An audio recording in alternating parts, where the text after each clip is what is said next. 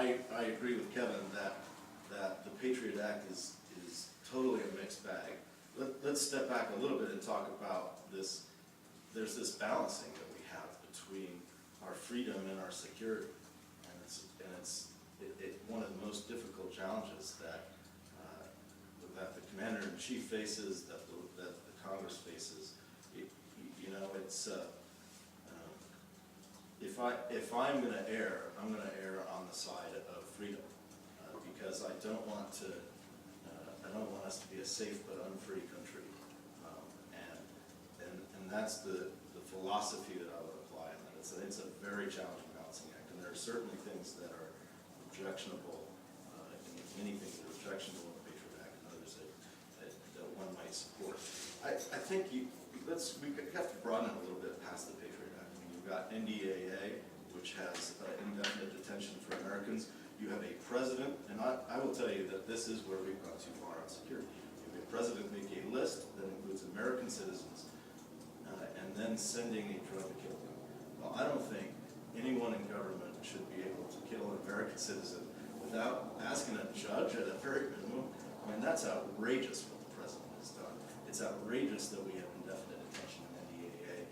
It's outrageous the level of scrutiny of Americans' book buying habits and things like that in the Patriot Act. These are outrageous impositions on our liberty. And I would be moving in the direction of more liberty rather than less, but being mindful of why law enforcement and defense people want these rights.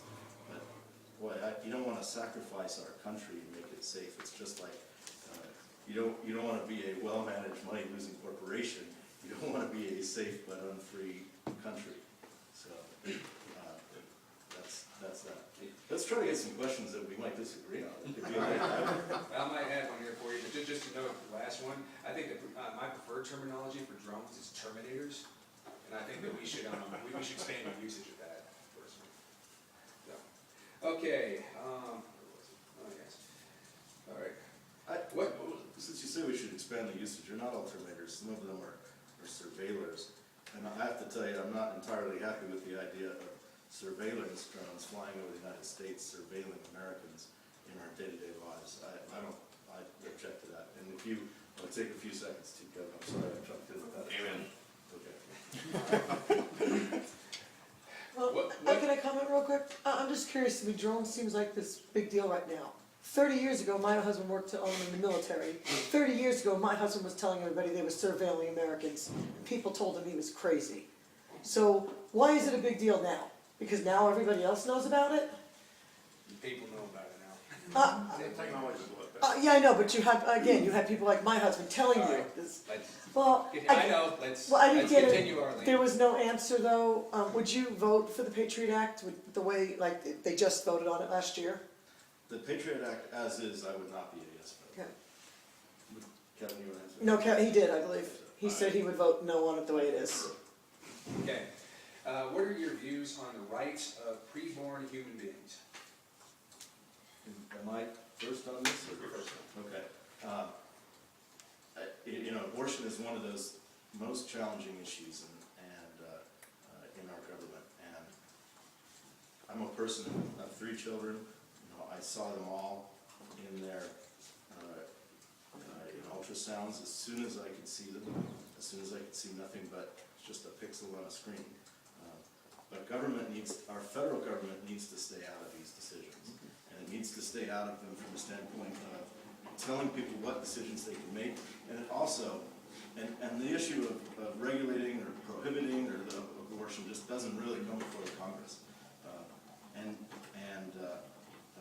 But what does come before the Congress is federal funding of abortion. Right now it's $487 million a year to Planned Parenthood. And I know they make this argument, well, we're paying for the preventive services and they'll raise the money for that. That's nonsense. Money is fungible. Your tax dollars are going to pay for abortion. I think that's highly objectionable. And I would be a vote to zero out those things. And that's one of the reasons why we need to get rid of Jared Polis. He wants to expand the federal funding for Planned Parenthood. I will tell you that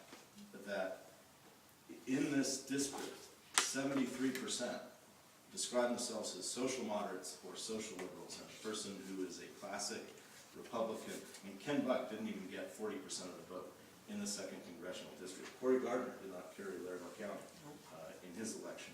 Those things, these are the bases on which independent voters decide not to vote for Republicans. So, What was the percentage? 73%.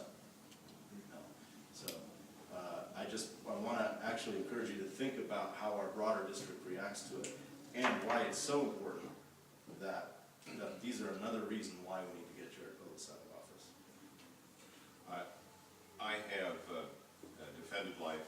You know, I believe life starts before birth, and I believe any common sense observation of just the biology of that, it's indisputable. And to me, if life precedes liberty and the pursuit of happiness, if we can't defend life, we can't defend liberty. There's no happiness that could be pursued, or the other way of looking at that third one is property. Your life is your very first ownership, if you will. It's the primary purpose of government to defend life. The unborn deserve as much protection as the born. So, just from a philosophical perspective, I have no other choice than to be pro-life. Now, I believe that Roe v. Wade was one of the greatest tragedies, and it was the federalization of the rules too. You know, maybe we can agree on getting rid of Roe v. Wade because it puts it back in the states. Here in Colorado, abortion is illegal, except for Roe v. Wade having overridden it. I have been very clear on that, and I would note one other thing, and that is the historical trend over the last several decades has been the nation has become more and more pro-life as more and more people become aware of the actual facts of the issue. As a legislator, I've discovered that that's probably the biggest impediment towards pro-life policies, is people simply haven't thought about it enough to understand. I pray for the day that they will understand that we will protect all human beings in our nation. Could we expand that into another area? Freedom of religion in regard to the contraceptives that are being pushed by President Obama in regard to needing it in insurance type thing. Can you expand on your thoughts on this? At the moderator's permission. Go ahead. Good question.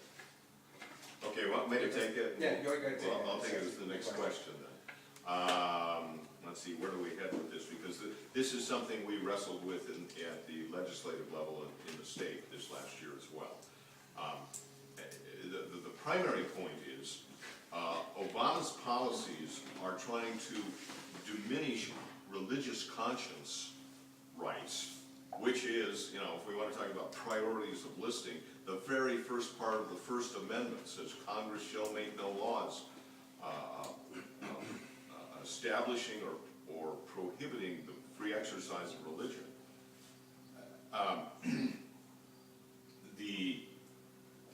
The current policies in Obamacare run roughshod over that entirely. And you asked specifically about the contraceptive side. That is a religious principle and value for the Catholic faith primarily. And I'm not Catholic, so I actually don't have that theological perspective that contraceptives are a moral problem. But for those who do, they have every right, true God-given right, to exercise that in their own decisions for what they do and don't do. And Obamacare says, forget it. We're going to tell you what you're going to do because we think we know better. That sort of intrusion into the personal conscience of individual citizens is unacceptable and should be overturned and rejected. That was very well spoken, Kevin, and I completely agree.